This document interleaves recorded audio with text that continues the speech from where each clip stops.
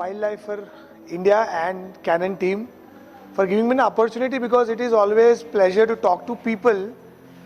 कैमरे को कस्टमाइज कर दो, so I don't keep always eye detection on. What I do is I keep it off and I have assigned back button focusing to eye detection on off. So जब मुझे bird का eye detect करना है, मैंने on कर लिया, I will shoot.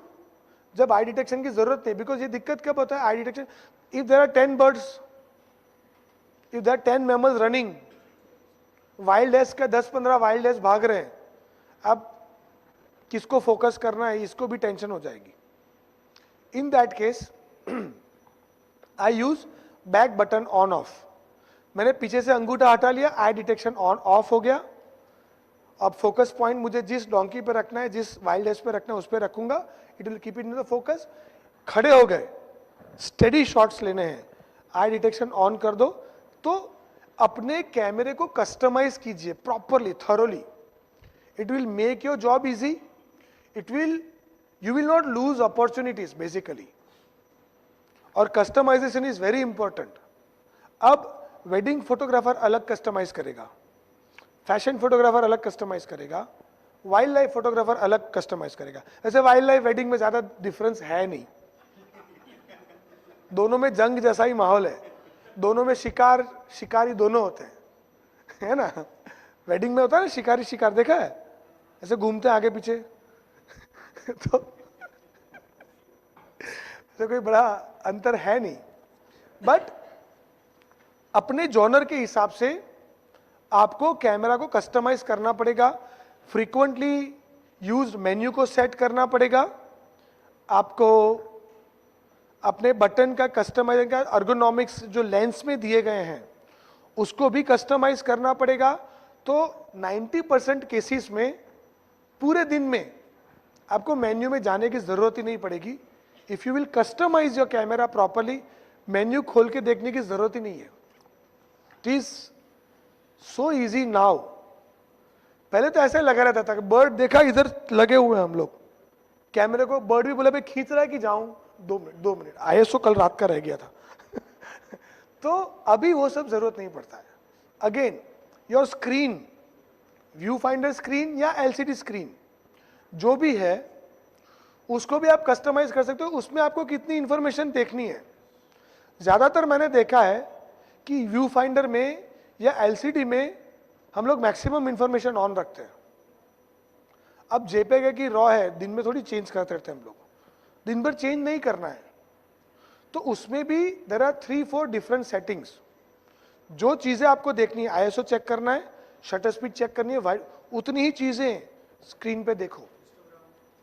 Histogram, जो histogram समझते हैं बहुत अच्छा है, बेस्ट है. बिकॉज ब्राइटर, जब आप इंडोर में शूट करते तो ब्राइटनेस अलग होता है, आउटडोर में शूट करते तो ब्राइटनेस अलग होता है. तो हिस्टोग्राम अगर आप देखते हो, हिस्टोग्राम, होराइजन, आपको कितनी चीजें ऑन रखनी है. You have to customise your camera at thoroughly. ठीक है. अब आई डिटेक्शन इन चीजों में भी बहुत हेल्पफुल है. सब्जेक्ट के आगे से कोई ऑब्जेक्ट जा रहा है, सब्जेक्ट पीछे कैनोपी में छुपा है, फॉरग्राउंड में बहुत क्लटर्ड है, eye detection is extremely amazing. And believe me, it is very fast. Probably R3 is the miracle in this eye focusing. I have not seen any other ecosystem which is as quick and as accurate. Right? So, अगर आप single point focus use कर रहे हो, कोई object जा रहा है, it will focus on the object rather than subject. और कैनोपी में तो घूमता ही रहेगा, लेंस फोकस हंटिंग पे चला जाएगा. We call it focus hunting. So eye detection, you will get rid of focus hunting. Picture style customization. Picture style मतलब what sharpness, what contrast, what filter you want to use. तो एक तो होता है standard, natural, vivid, उसके बाद उसको further customise किया जाता है. जब आप धूप में फोटोग्राफी करते हैं और आप शेडो के लिए एक्सपोज करते हैं तो ओवर एक्सपोज हो जाता है, करेक्ट.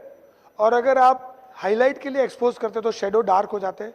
तो when you shoot in harsh lighting reduce your contrast, but when you shoot in soft lighting increase your contrast. और कस्टमाइजेशन है आपका पिक्चर स्टाइल में C1, C2, C3.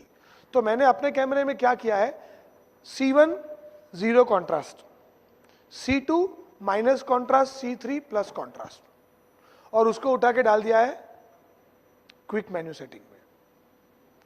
तो जब आप धूप में शूट कर रहे हो तो कॉन्ट्रास्ट लो रखो, ओवरकास्ट वेदर में शूट कर रहे हैं तो कॉन्ट्रास्ट हाई रखो, और उसको क्विक मेन्यू में डाल के रखो. ठीक है. सी या yes ma'am, when you go into the pitch, नहीं कॉन्ट्रास्ट लेवल होता है मैम पिक्चर स्टाइल में. पिक्चर स्टाइल में contrast, sharpness, saturation, colour tone, तो उसमें कॉन्ट्रास्ट माइनस करके आप उसको पिक्चर स्टाइल असाइन कर दो, एक में माइनस, एक में प्लस, एक में जीरो. और ओवरकास्ट वेदर है तो उसको क्विक सेटिंग मेन्यू में डाले तो प्लस. जैसे कि ये जो इमेज है इसमें कॉन्ट्रास्ट प्लस है, पर ये धूप में था, इसमें थोड़ा सा माइनस किया है, सॉफ्ट है थोड़ा इमेज. हाँ नहीं, बाद में कर ही सकते हैं ऑफ कोर्स. मैं भी always I shoot in raw, but help क्या हो जाता है कि एज आई सेड कि कभी कभी भूल जाते कि उस दिन सिचुएशन क्या था. तो मैं ट्राई कर, बिकॉज कभी कभी कॉन्टेस्ट या मैगजीन में आपको रॉ इमेजेस देनी पड़ती है, तो रॉ जितनी स्ट्रांग होती है इट हेल्प्स. तो अगर छूट गया है वो setting, you can always do it in post processing, but I always try to do maximum in the field. Reason being कि वो भूल जाते हैं कि उस दिन लाइट कंडीशन वगैरह क्या था. अभी तो आप एक साथ बल्क प्रोसेसिंग वगैरह कर सकते हैं, बट ओनली थिंग कि मुझे उस दिन का कलर, कास्ट या वेदर वो दिमाग में नहीं रहेगा. So I try to be true to the scene when I am in the field. It helps. ठीक है. Then image stabilization, the thing that has impressed me a lot. मुझे पहले छोटे छोटे वीडियोस बनाना अच्छा लगता था, और हम लोग कभी कभी हमारे असाइनमेंट्स में वी ऑल्सो मेक फिल्म्स, और वी नो कि सबको पता है कि गिम्बल पे यू कांट टेक वीडियोस, वो वाइब्रेट होता ही है थोड़ा बहुत, तो बहुत दिक्कत होती थी. बट जब से this new generation mirrorless has come, I will show you a macro. Macro में दिक्कत आता है ना, बहुत वाइब्रेट होता है, correct. I am showing you the handheld video of fungus. Fungus से स्पोरिंग होता है, right guys. We know fungus sporing, और फंगस स्पोरिंग मतलब फंगस फैलता ही ऐसे, फंगस के अंदर से एक स्मोक जैसा निकलता है. And when you shoot it in the monsoon and use backlight, वो आपको रेनबो कलर्स देता है. तो I shot this in Goa, and this is a handheld video. Frog कभी कभी उस फंगस पे आता था and all.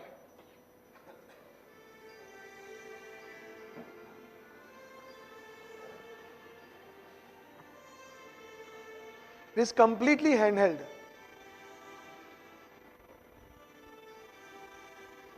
The frog was sitting on the fungus. 100 mm.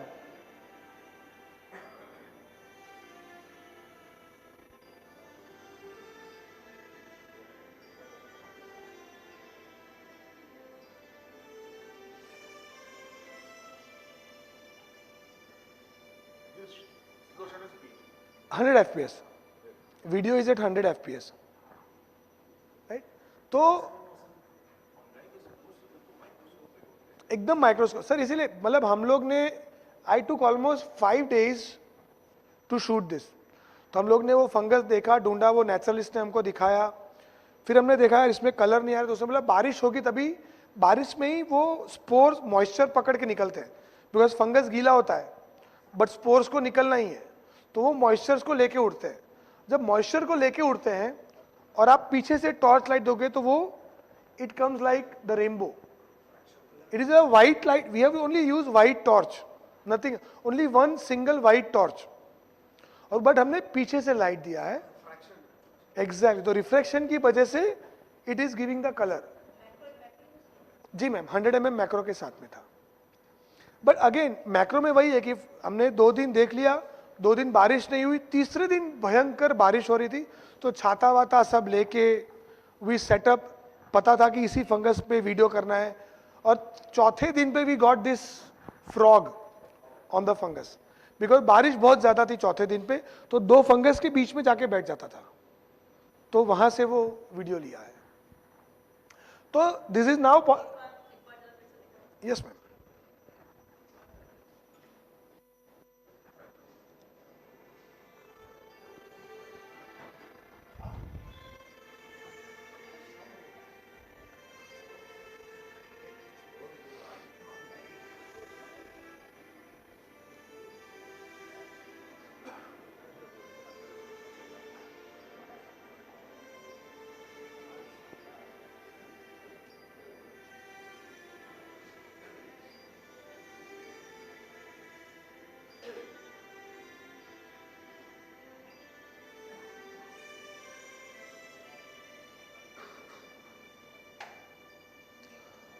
वो फ्रॉग जो सांस ले रहा था ना, उससे वो स्पोर्स ऐसे उड़ के जा रहे थे। So these kind of work, when you are planning to do this kind of photo shoots, तो आपको प्लानिंग अच्छे से करना पड़ता है, एंड फिर भूल जाना पड़ता है कि यहाँ पे ग्रेट हॉर्नबिल्स हैं यहाँ पे जो कुछ भी है वो मन पे पत्थर रख के चुपचाप 100 mm से काम करना है तो इसीलिए मतलब see again as I always say कि when we go out in the shoot you can come up with everything. आपको टाइगर दिखा है, उसको 3 दिखा है वो रूट पे और पता है ना, वो 3 डेट में बोलता है ना कि साला हम लास्ट आए उसका गम नहीं है, और वो फर्स्ट कैसे आ गया तो हमेशा कुछ ना कुछ तो छूटेगा वाइल्ड लाइफ में, and I always say that wild life has a lot to offer. It is just कि I show you an image of us. आप सबने वो इमेज देखा है ना, फाइंड द स्नो लेपर्ड बीच में, I show you that image. Second half में हम लोग देखेंगे। जी सर, जी sir I'll tell you the story कि उस दिन क्या हुआ था। There were 50 photographers on the cliff and सबने देखा था वो लेपर्ड, पर सबको हेड ऑन चाहिए था।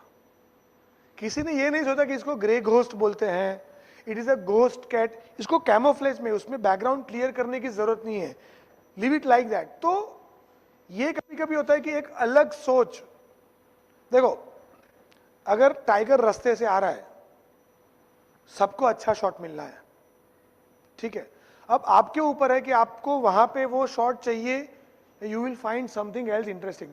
आई विल टेल यू स्टोरी। मैं दूधवा में था एंड आई वाज, मैं से बॉनेट पे बैठ के मैक्रो लेंस लेके स्पाइडर वेब पे जो ड्यू ड्रॉप्स होते हैं वो शूट कर रहा था। सबको लगा कि मैंने टाइगर देखा, बट मैं बता नहीं रहा किसी को मैं बोल रहा हूं यार ये एक लेंस है कैनन का, बहुत ही कम लोग यूज करते हैं, 65 mm MPF लेंस है मैक्रो का, 5:1 मैक्रो देता है, उस पर लाइट फोकस सब लगा के मैं मैक्रो से वो ले रहा था बॉनेट पे बैठ पे दूधवा में, बिकॉज आप उतर तो सकते नहीं हो, तो बॉनेट पे बैठ, सब लोग मेरे पीछे 12 जिप्सी खड़ी हो गई, टाइगर है टाइगर। फिर मैंने लेंस दिखाया कि ये है, इससे कुछ वो बेचारा फोकस ही नहीं करता है, MP65 doesn't focus, it's a manual lens, और मैं ये शूट कर रहा हूं।